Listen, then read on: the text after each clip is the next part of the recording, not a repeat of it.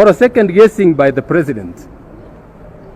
Once the JSC makes recommendations, the President has no option but to formalize the appointments. The court ruled that the President cannot change the list, review it, or reject some names. He cannot decide to cherry pick from the list of nominees. Both courts ruled that the President must appoint the persons as recommended and forwarded to him by the JSC, since the President has no residual legal power to question or reject names recommended to him by the JSC for appointment as judges in accordance with the Constitution. The Constitution does not donate any mandate to the President to perform any other act upon receipt of the names recommended by the JSC except to appoint them. Both courts categorically held that the refusal by the President to appoint the 41 judges was a grave violation of the Constitution. Having reached that decision, the court in petition number 369 of 2019, consisting of 5 judges, directed the President to appoint those judges within 14 days. The Attorney General, as is now his practice, filed notices of appeal, but he has not done anything to prosecute appeals, if any, from those decisions. Neither has he obtained any stay of execution in either of those cases. The legal position, therefore, is that the President is obliged by the 2 court-valid orders to appoint the 41 judges within 14 days of the decisions of those 2 courts. The President's disregard of court orders does not bode well for our constitutional democracy and is potentially a recipe for anarchy. Besides the court orders, I have challenged the executive to table before the JSC the alleged information of lack of integrity it has against some of the 41 nominees. Some of the individuals the executive claims to have adverse information against are serving judges. If the executive's allegations are true, these persons should not then be serving as judges. However, no evidence whatsoever has been availed to the JSC, both during the interviewing process and after.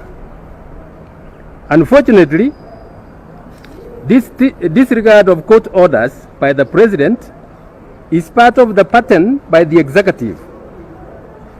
It is important to remind Kenyans that in addition to these 2 specific orders, the executive routinely disregards court orders. For example, despite an existing court order, the government recently evicted over 1,000 families from the Kariobangi area of Nairobi, all in the midst of the COVID-19 pandemic. Additionally, the government has willfully neglected to settle dozens of court decrees issued by various courts against the government.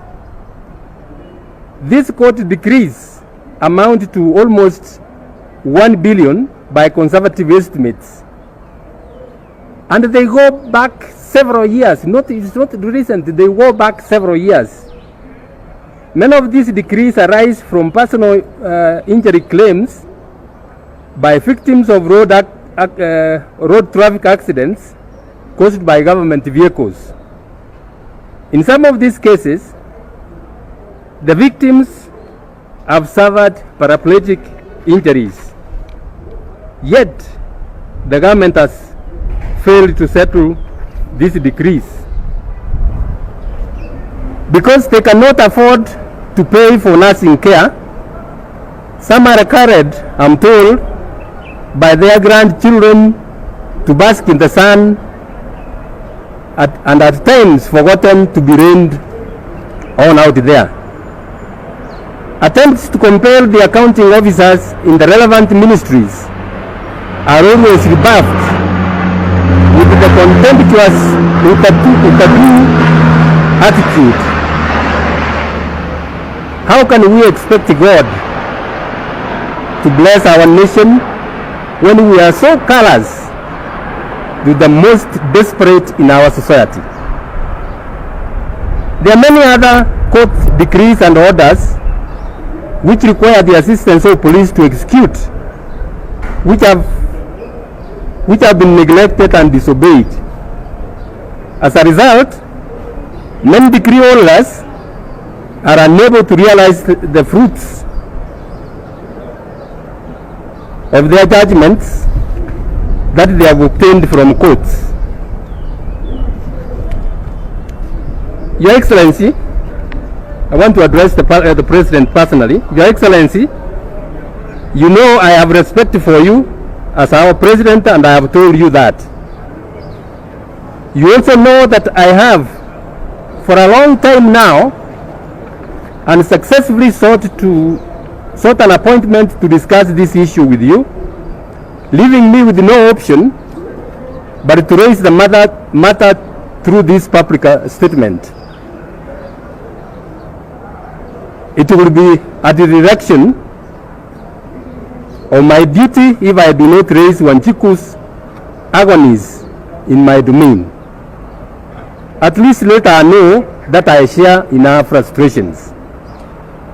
It is for this reason that I must remind you, Your Excellency, that you swore to defend and uphold the Constitution and the laws of Kenya. The Constitution, as the two multi-judge court cases held, requires you to appoint judges recommended to you by the JSC, which you have refused to do. The laws of this country include valid court orders. It therefore behoves you to appoint the 41 judges recommended for appointment by the JSC as ordered by the court without any further delay.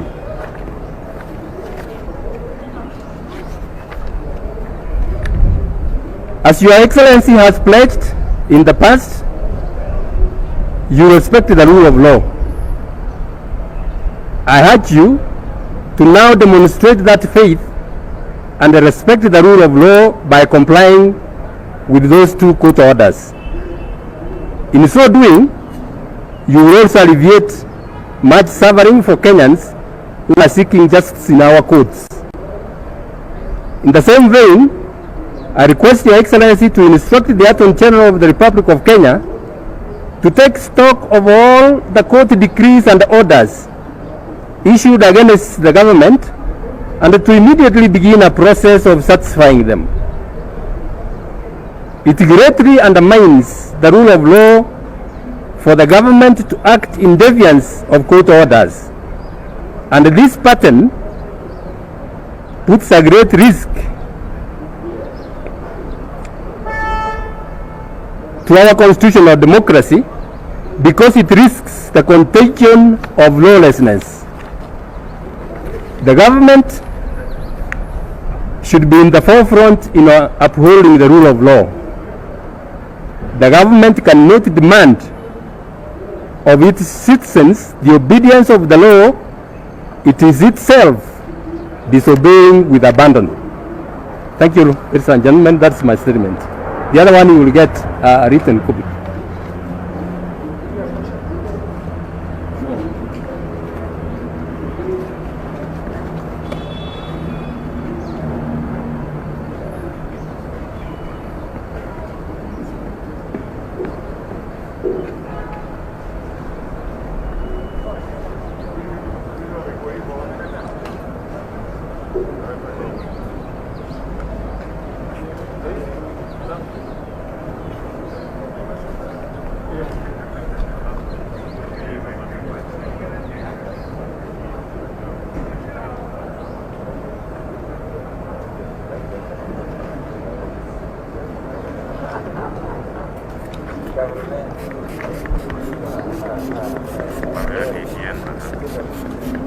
Watu wengine hawataki nini, ipigwe direct.